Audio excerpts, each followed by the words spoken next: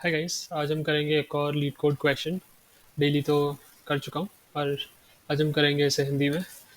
तो एक random question. अरे, हमेशा ये प्रीमियम का ही क्वेश्चन निकलता है। Okay, simplified fractions. Given an integer n, return list of all simplified fractions between 0 and 1 exclusive such that denominator is less than or equal to n. You can return the answer in any order. क्या मतलब है इसका? n दिया हुआ है, list of all simplified fractions.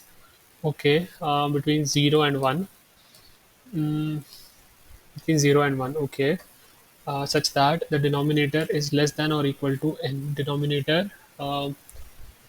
Okay, so ये वाला जो नंबर है वो 1 से लेकर n तक हो सकता है। 1 तो नहीं होगा क्योंकि हमें फ्रैक्शन 0 से 1 के बीच का चाहिए। तो ये नंबर 1 तो नहीं होगा।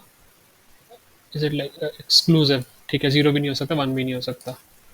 ओके, 0 इधर है, 1 इधर है। 1 से छोटा, 0 से बड़ा, इस रेंज में चाहिए। तो जो न्यूमरेटर है, अ, मैं यहाँ एक लाइन बना देता हूँ। ये डिनोमिनेटर है मान लो, और ये न्यूमरेटर है। तो डिनोमिनेटर 1 तो नहीं हो सकता। प्रॉपर फ्रैक्शन चाहिए हमें ना, सिंप्लीफाइड। हाँ, तो ये 2 से लेकर n तक कुछ भी हो सकता है। अब जो न्यूमरेटर है वो क्या हो सकता है, हमें ये फ्रैक्शन क्या चाहिए? फ्रैक्शन 1 से छोटा चाहिए। तो अगर न्यूमरेटर डिनोमिनेटर से बड़ा हुआ या बराबर भी हुआ तो भी यह 1 आएगा, 1 से स्ट्रिक्टली छोटा चाहिए। तो ये 1 हो सकता है, से लेकर डी तक कुछ भी हो सकता है ना। और उसमें भी हमें सिंप्लीफाइड चाहिए। ठीक है, और वो सबकी लिस्ट चाहिए। सो लेट्स से 3 है हमारा एन। ठीक है, एक काम करते हैं, लिस्ट बनाते हैं ना दोनों। अगर एन मेरा 3 है तो डी क्या क्या हो सकता है? 1 तो नहीं हो सकता, 2 हो सकता है, 3 हो सकता है, लेस देन है या लेस देन और इक्वल टू है? इक्वल टू है, ठीक है। 2 और 3 हो सकता है। अब 2 के लिए न्यूमरेटर क्या हो सकता है? 1 से लेकर डिनोमिनेटर। तो 2 के लिए न्यूमरेटर होगा 1, 1 का आएगा 1/2। और डिनोमिनेटर भी नहीं हो सकता, डिनोमिनेटर से छोटा, d-1 होगा यहाँ पे। क्योंकि ये डिनोमिनेटर के बराबर हो गया तो भी 1 आएगा फ्रैक्शन, है ना। तो पहला आ गया 1/2। 3 के लिए क्या होगा? 1/3, 2/3, है ना। सही है। थोड़ा भी मुश्किल क्वेश्चन के लिए देखते हैं। अभी इसमें क्या है कि कुछ सिंप्लीफाई नहीं हो रहा था, कुछ सिंप्लीफाई होगा तो दिक्कत आएगी। तो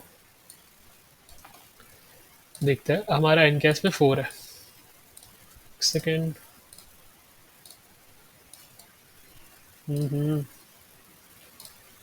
एन इक्वल 4।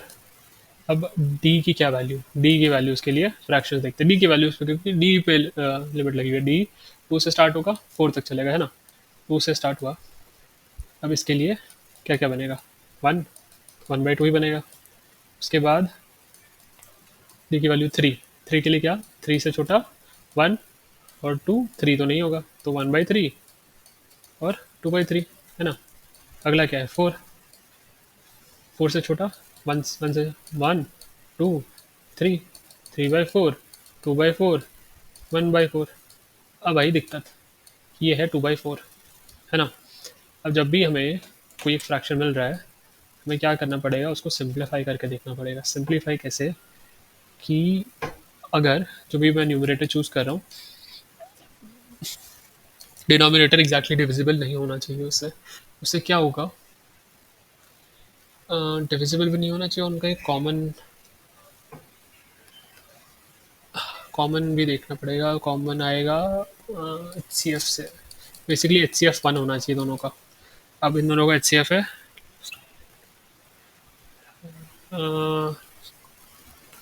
हेड 2।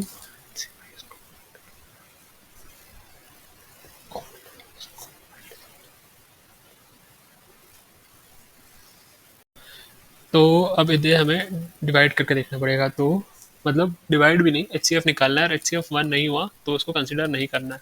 तो इन दोनों का एच सी एफ क्या आएगा? 2 आएगा, तो इसको कंसिडर नहीं करना है।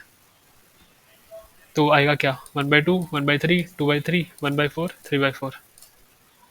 2/4 is not simplified because it can be simplified to 1/2। Basically logic यही है कि अगर एच सी एफ वन ही हुआ तो अ, तो क्या होगा, तो देर कोई कैंसलिंग आउट हो रही होगी। जैसे एग्जांपल लेते हैं 6/8, है ना। मान लो ये कभी आया, अब मैं सीधा डायरेक्ट डिवीजन में नहीं, इन दोनों का एच सी एफ क्या है, 2 है ना। तो कैंसलिंग क्या होगी, 3, और यहाँ क्या होगा, 4। अब जब ये 3/4, ये गारंटी है कि ये पहले ही आ चुका है मेरे लिस्ट में, क्योंकि मैं 8 से पहले 4 को कंसिडर कर रहा था। तो एच सी एफ चेक करना पड़ेगा। एच सी एफ या इसको जी सी डी भी बोलते हैं।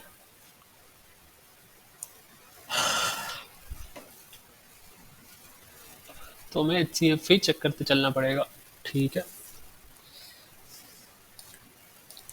तो चलो एक आंसर बनाते हैं। जी सी डी का फंक्शन लिखना पड़ेगा।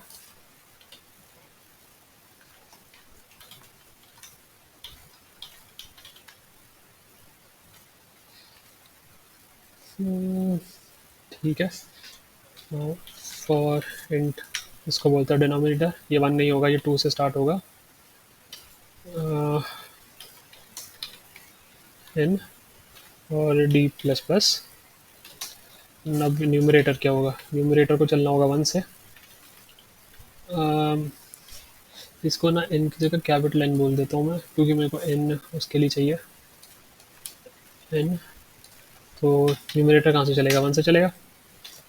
एन, ये डी से छोटा होना चाहिए, डी के बराबर नहीं होना चाहिए। चलो, अब क्या है, एफ जी सी डी, किसका एन छोटा होगा ना डी से, एन कॉमा डी। अगर ये 1 है तो क्या होगा, हमें इसको आंसर में ऐड करना है, तो आंसर डॉट ऐड। अब इन दोनों का क्या है ना, स्ट्रिंग में डाल के, अच्छा चल ठीक, चलो ठीक है। हम्म, क्या है, एन बाई डी है ना, तो N plus forward slash plus D, हो गया। ये हो गया जी। अब इसको करते हैं रिटर्न।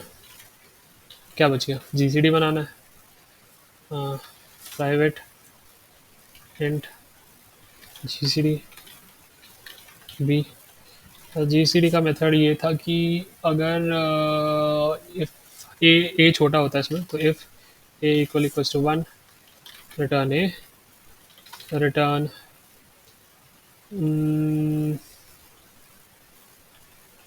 कुछ तो था यार, मैं जी सी डी का code, G C D a b percentage है, थोड़ा सा भूल चुका हूँ जी सी डी का कोड। तो कोई बात नहीं, हम लोग कहाँ से आता है, ये जी एफ जी से। सिंपल सा कोड है, डिवीजन लगती है इसमें, रिकर्सिव कॉल होती है। ये नहीं है।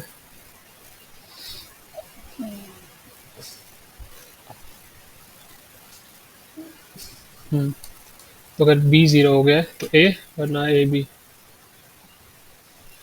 अच्छा, दूसरा वाला छोटा है। अगर बी ज़ीरो हो गया है तो रिटर्न ए, वरना क्या करो, G C D of B A percentage B, है ना, बी ए परसेंटेज बी। बस यहाँ थोड़ा डी कॉमा एन लगा, क्योंकि हमको पता है एन डी से छोटा है। चलो,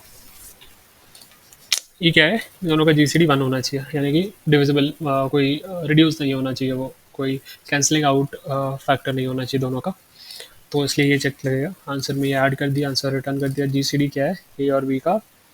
जी सी डी मान लो 6 और 8 का जी सी डी है 2। तो कैसे होगा, ये 8 यहाँ आएगा, 6 यहाँ आएगा, ये नहीं चलेगा। 6 यहाँ आ जाएगा, और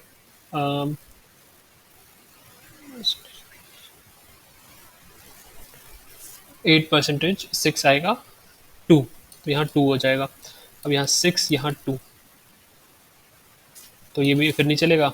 2 यहाँ आ जाएगा, और 6% 2 आएगा 0, तो ये 0 आ जाएगा, ए हो जाएगा 2। करेक्ट।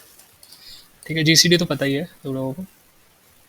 बस मैं जी सी डी के मेथड भूल गया था, काफ़ी मतलब ईजी पड़ता है, अदरवाइज एक एक करके डिवीजन वगैरह भी कुछ सोच सकता है। बेकार में ज़रूरत नहीं है, जब कुछ अवेलेबल हो। अच्छा, ट्राई करते हैं इसको। अरे बढ़िया। ठीक है, 2/4 केस निकल रहा, एक्सक्लूड हो रहा है इसमें। ये जीसीडी वाला लॉजिक नहीं लिखोगे ना तो ये होगा, तो उसमें ना 2/4 भी ऐड हो जाएगा। 2/4 खैर, और उसके बाद भी चीज़ें ऐड हो जाएंगी, तो टू बाई वो जीसीडी वाला कोड ये देखना है यहाँ पे। टू बाई अच्छा 2/3 क्यों रेड है? 2/3 तो चाहिए, लेकिन हाँ ये 2/4 इसमें आ रखा है, तो वो नहीं चाहिए हमें। ठीक है, सबमिट करके देखता हूँ उसको।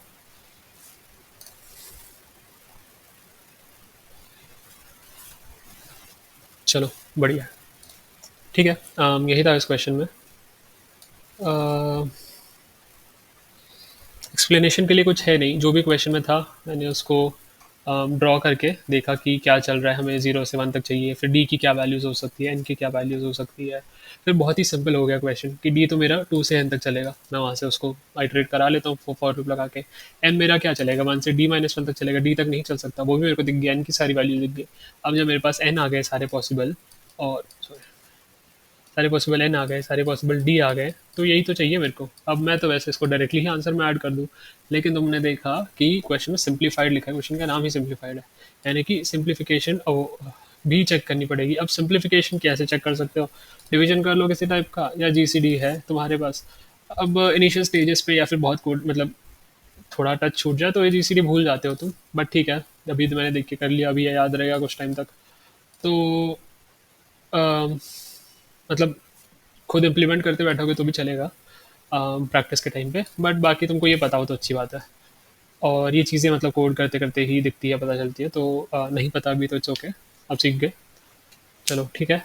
कुछ और हेल्प चाहिए होगी इस क्वेश्चन के बारे में तो प्लीज़ कमेंट कर देना, और कुछ भी फीडबैक हो, जितने भी डेली क्वेश्चंस डाले हैं या इस क्वेश्चन के बारे में, या फिर जिस तरह से मैं एक्सप्लेन कर रहा हूँ चीज़ें, कुछ भी तुम्हें लगे कि कैन बी डन बेटर, मैं और अच्छे से कर सकता हूँ, सो प्लीज़ जस्ट एक कमेंट डाल देना। और अगर कमेंट हाँ मतलब नहीं डालना तुम्हें पब्लिकली, तो कुछ वीडियो पे लाइक छोड़ दो या कुछ कर दो। आई वुड मेरे को समझ आ जाएगा कि देर इज़ ऑडियंस जो इंगेज कर रही है वीडियोस के साथ, तो मे बी मैं अपना ईमेल आईडी ड्रॉप कर सकता हूँ। बाकी ठीक है, थैंक यू, मिलते हैं अगले वीडियो में।